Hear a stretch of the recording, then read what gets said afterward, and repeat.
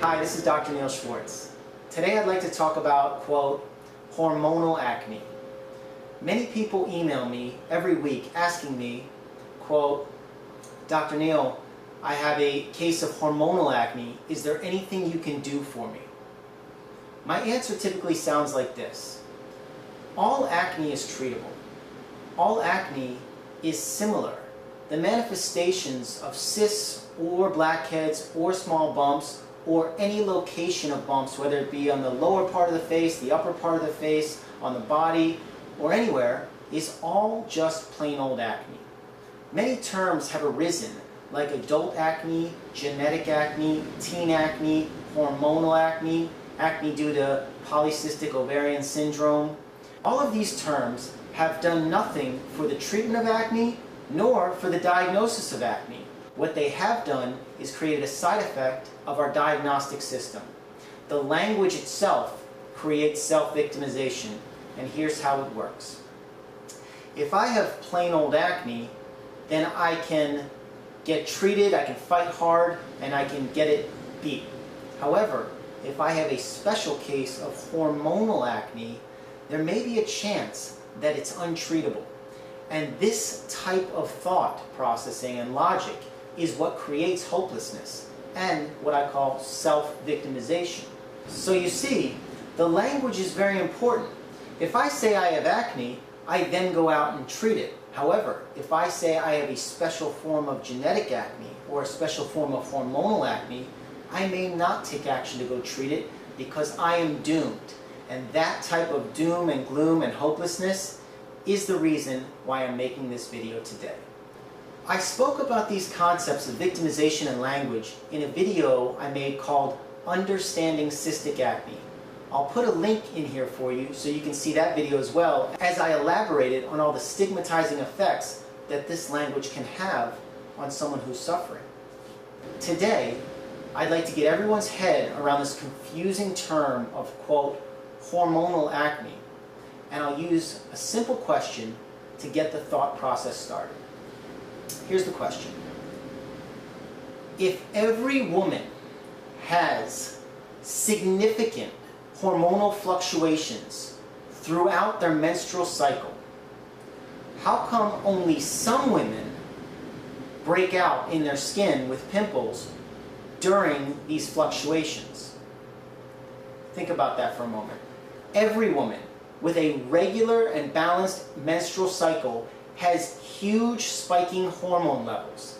Now, while these spikes can be minimized or tried to balance further with better lifestyle choices and stress reduction and great nutrition, either way, even if you are living in perfect balance, the female body has major hormonal spikes every month.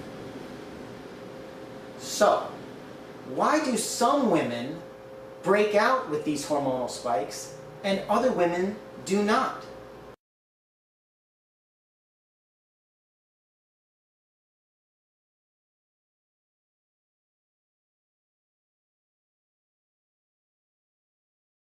When you think of it like this, you realize that all women are at risk of a hormonal breakout or hormonal acne. And when you see that it's universal, it becomes meaningless. The point is moot if every woman has hormonal spikes. Now, some would ask me, why do some women, when they spike, get a breakout, and other women, when they spike, do not have a breakout? The reason is, the hormonal spike is not the cause of the breakout. It's what I call an aggravating factor or an aggravator. Just like in the prior videos, the hormones that spike are the gasoline that are poured on the fire. If a woman has very balanced skin, does not get acne breakouts ever, and her hormones spike once a month, she will not break out. That's because the gasoline is being poured on nothing. There is nothing to ignite, there's no fire brewing, and the gasoline comes and goes. Maybe she feels it in her belly, maybe she feels a mood disturbance, maybe she feels nauseated, maybe she doesn't feel comfortable, her energy may drop, but her skin does not break out. On the contrary, a woman who is slightly more acne prone or whose skin is not in perfect balance, will have a small smoldering fire brewing all month. And when the hormonal spike hits, it will break them out with new bumps, and old bumps will press out with more inflammation, both. This type of, quote, hormonal breakout is just plain old acne being aggravated by the menstrual period. It is not a different type of acne. It doesn't get any special name. And thus, if all women are having menstrual spikes every month, and most women with a smoldering fire or a predisposition to acne get an aggravation during these hormonal spikes, then there's really no need to diagnose this as a different phenomenon or a different condition. What it's called is plain old acne. And plain old acne has always and will always respond negatively to sharp hormonal spikes. That's what's witnessed with both men with stress and women with stress or menstrual periods. So, we talked about this in the cystic acne video.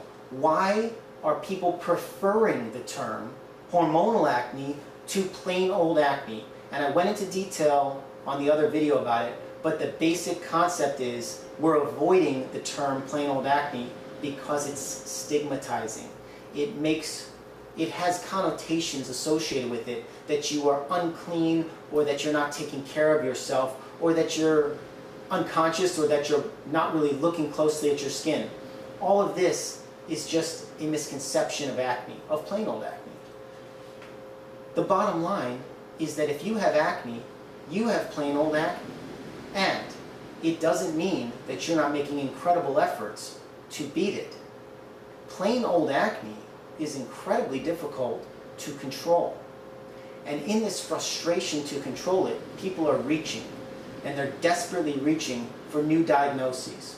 The truth is, these new diagnoses don't bring any new forms of treatment to the playing field, nor do they bring any further success rates. If someone with plain old acne gets told by their doctor, you have hormonal acne, let's use the pill, for example, the oral contraceptive pill, this isn't time-tested treatment for plain old acne for the last several decades. The pill is used for all types of female acne, not just, quote, hormonal acne, not just, quote, special acne. The pill has been a remedy for acne forever, since it was invented.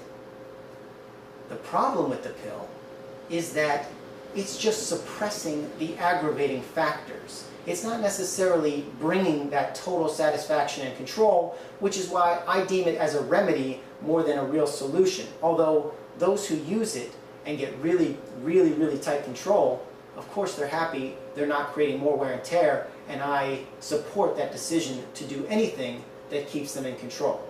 Of course, if they decide to have children one day, they're going to have to find a different route. Now, just to be comprehensive in this video, let's talk about some other medications that are used for, quote, hormonal acne. A common one being used is called spironolactone, and it is a blood pressure medication that also has anti-adrenergic effects. Although these medications have helped many people, the problem with them is that they're just minimizing some of the aggravating factors.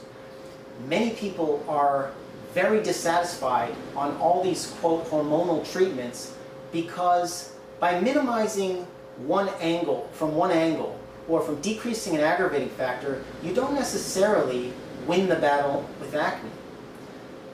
Even when the gasoline is removed from the fire or the acne-prone skin that's not in control persists. And anyone who has skin that has a smoldering activity to it is always at risk for a breakout. Any slight stressor or any change in lifestyle or traveling can break someone out who has a smoldering fire cooking within their skin. Let's also talk about the common condition of PCOS, or polycystic ovarian syndrome.